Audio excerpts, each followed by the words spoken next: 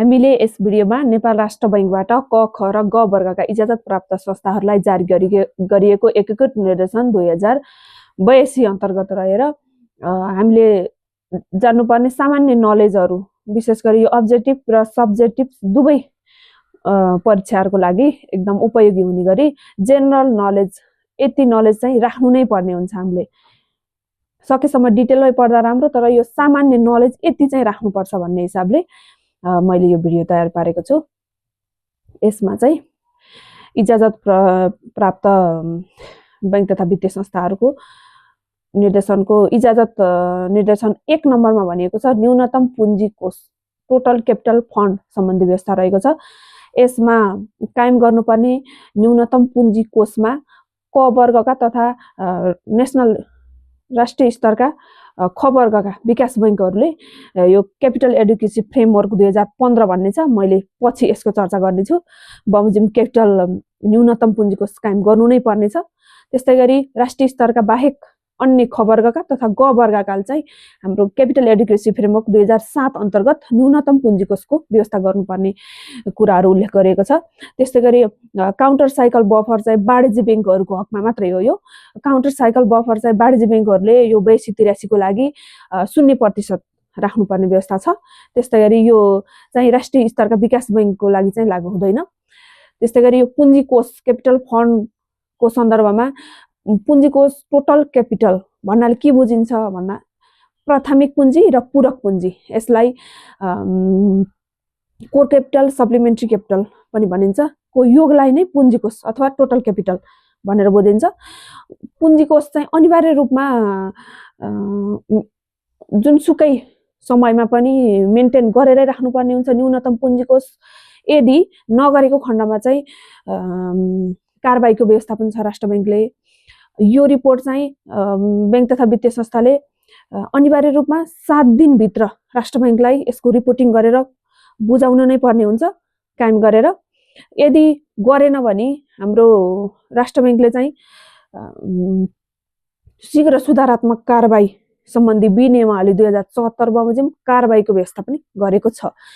यदि कुनै पनि बैंक तथा वित्तीय संस्थाले 1 आर्थिक वर्षभित्र कुनै पनि अवस्थामा यो मेन्टेन गरेन भने यसले चाहिँ नगद लाभांश तथा बोनस सेयर घोषणा वितरण गर्न पाइने छैन भन्ने व्यवस्था गरेको छ।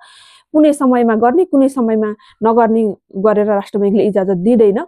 यदि आर्थिक वर्षको अन्तिममा गर्ने तर बिचबिचमा नगर्ने भयो भने पनि नगद लाभांश, बोनस सेयर कुनै पनि वितरण गर्न पाइने छैन भनेर व्यवस्था गरेको छ।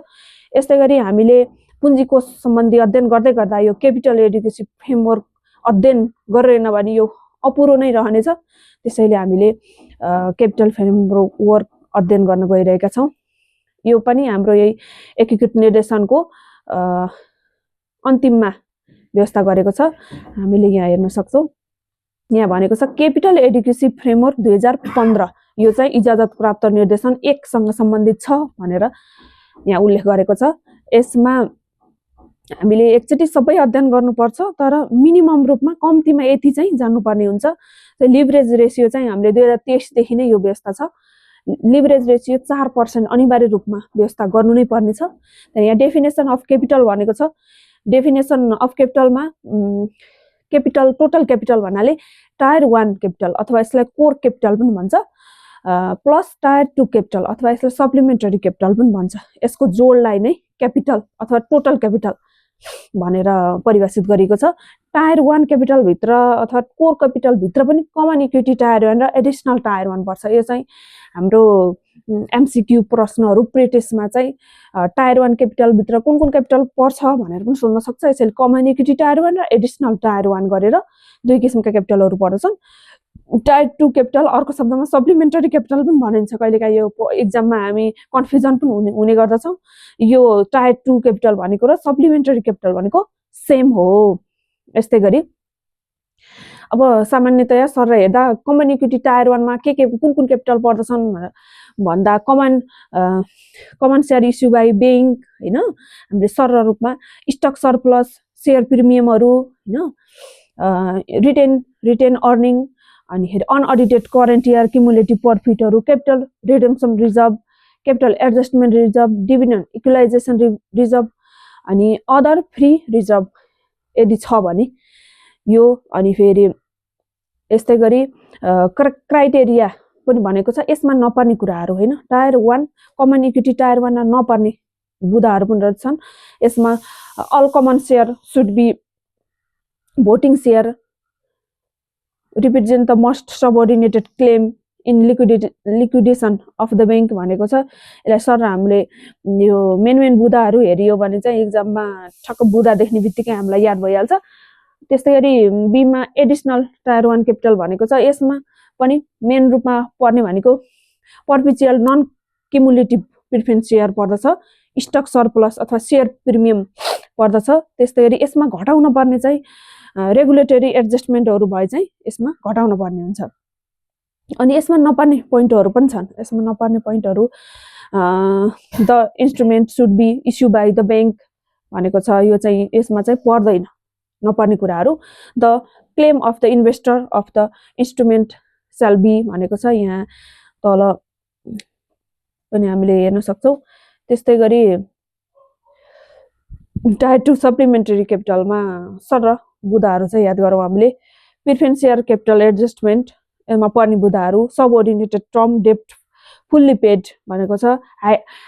हाइब्रिड क्यापिटल एडजस्टमेन्ट भनेको छ। त्यस्तै गरी स्टक सरप्लसहरू, जेनरल लोन लस प्रोभिजनहरू, एक्सचेन्ज इक्विलाइजेसन रिजर्भहरू, इन्भेस्टमेन्ट एडजस्टमेन्ट रिजर्भ चाहिँ यसमा पर्दछ।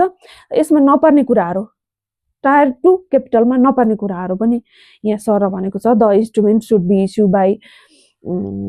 By the bank, the instrument should be either perpetual or dated with a maturity period of minimum 5 years भनेको छ। यस्तै गरी विभिन्न बुदाहरू हामीले चाहिँ याद गर्नुपर्ने हुन्छ। त्यस्तै गरी हामीले क्यापिटल फन्डको विभिन्न फर्मुलाहरू पनि याद गर्नुपर्ने हुन्छ। Capital fund is the capital फन्डमा समेसन अफ टायर 1 र टायर 2 क्यापिटलको जोडलाई नै क्यापिटल फन्ड भनिन्छ अथवा यसलाई टोटल क्यापिटल पनि भनिन्छ। यसमा यसको फर्मुला चाहिँ कस्तो रहेको छ भने यो पनि कहिलेकाहीँ एक्जाम सोध्छ। कमन इक्विटी टायर 1 क्यापिटलको फर्मुला चाहिँ हामीलाई के याद गर्नु पर्यो भने जहिले पनि तल यसको अपनमा अथवा कसको आधारमा यसको रेसियो निकालिन्छ भन्दा टोटल रिस्क वेटेड एक्सपोजरको आधारमा यी सबै क्यापिटलका सबै रेसियोहरू निकाल्ने चाहिँ टोटल रिस्क वेटेड एक्सपोजरको आधारमा हो।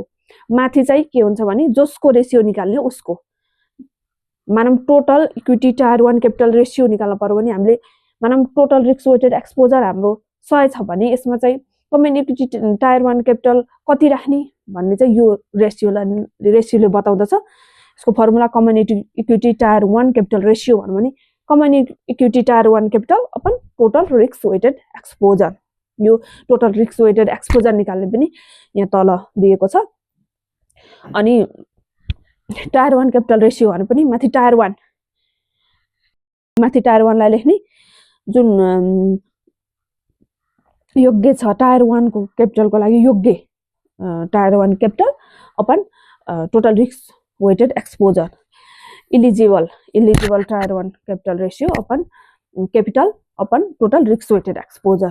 त्यस्तै गरी टोटल क्यापिटल रेसियो CAR निकाल्नु पर्यो भने eligible total capital upon total risk weighted exposure. Total risk weighted एक्सपोजरमा हामीले के समावेश गर्छौं भने credit risk weighted exposure plus market risk weighted exposure plus operation risk weighted exposure र plus supervisory adjustment under pillar II। यो फेरि ब्यासेलतिर गयो है, त्यहाँको आधारमा यो निकालिन्छ। CAR को full form capital adequacy ratio बुझिन्छ। RWE भनेको रिस्क वेटेड एक्सपोजर भन्ने बुझिन्छ। यससँगै हामीले काम गर्नुपर्ने विभिन्न प्रकृतिका पुँजी क्यापिटलका विभिन्न फर्महरू रहेका छन्। त्यसले यहाँ चाहिँ minimum common equity tier 1 ratio कति राख्नुपर्छ भन्दा यो 4.5% छ हैन। त्यसरी क्यापिटल कन्जर्भेसन बफर 2.5 छ। त्यसरी मिनिमम कमन इक्विटी टायर 1 यसमा चाहिँ क्यापिटल कन्जर्भेसन बफर पनि एड गरिएको छ। यसमा यो दुईटाको जोड नै मिनिमम कमन इक्विटी टायर 1 हो जुन 7% मेन्टेन गर्नुपर्ने हुन्छ। तर minimum tier 1 capital like capital conservation बफरलाई इग्नोर गर्दा फेरि 6% राख्नुपर्ने व्यवस्था छ। मिनिमम टोटल क्यापिटल रेसियो, यसमा चाहिँ क्यापिटल कन्जर्भेसन बफर चाहिँ समावेश गरिएको छैन। 8.5 मिनिमम टोटल क्यापिटल रेसियो 11% छ है। यसमा वाणिज्य बैंकले राख्नुपर्ने न्यूनतम पुँजी भन्छ नि, कति पर्सेन्ट छ भन्दा न्यूनतम क्यापिटल 11% मेन्टेन गरिराख्नुपर्छ। यो चाहिँ एक्जाममा सोधिरहेको चाहिँ हामीले यो सबै रेसियो भन्दा minimum common equity tier 1 4.5, capital conservation buffer 2.5, minimum total capital ratio 8.5, minimum total capital ratio plus capital conservation buffer 11। हाम्रो वाणिज्य बैंकहरूले काम गर्नुपर्ने चाहिँ यो चाहिँ मिनिमम टोटल क्यापिटल रेसियो कति पर्सेन्ट राख्ने भन्दा 11% भनेर हामीले यसरी याद गर्यौं भने एक्जाममा सजिलो हुन्छ। त्यस्तै गरी हाम्रो लिभरेज रेसियोको फर्मुला पनि याद गर्नुपर्ने हुन्छ। यो लिभरेज रेसियो 4.4% काम गर्नुपर्ने छ। लिभरेज रेसियो निकाल्ने फर्मुला चाहिँ capital measure upon exposure measure रहेको छ। यसमा क्यापिटल मेजर भन्नाले त के भनेको छ, the capital measure for the leverage ratio should be based on the definition of tier 1 capital भनेको छ। यो टायर 1 लाई आधार मानेर क्यापिटल मेजर गर्ने भन्दैछ। लेभरेज रेसियो निकाल्ने formula capital measurement upon exposure measurement है। सो मेन बुदाहरू यिनी रहेका छन्। हामीले फेरि अर्को भिडियोमा चाहिँ हामीले लिभरेज रेसियो भनेको के हो, काउन्टर साइकल बफर भनेको के हो भन्ने चाहिँ यो टेक्निकल वर्डहरू रहेका छन्। यो यिनी सम्बन्धी अर्को भिडियोमा लिएर आउँछौँ। आजको लागि यति नै।